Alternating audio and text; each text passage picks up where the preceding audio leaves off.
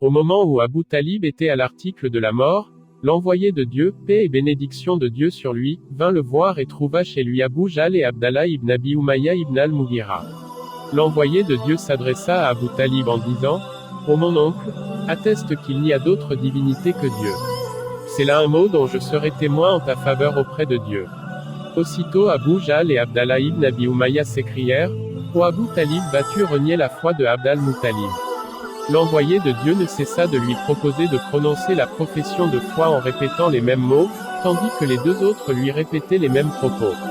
Mais, les dernières paroles de Abu Talib furent qu'il persistait dans la foi de Abd al-Muttalib en refusant d'attester qu'il n'y a d'autre divinité que Dieu.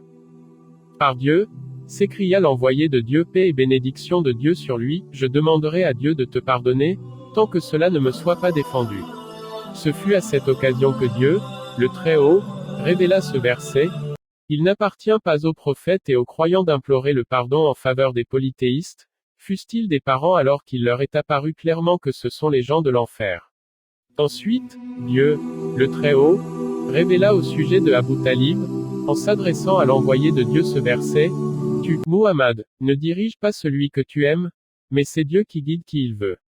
Il connaît mieux cependant les bien guidés. »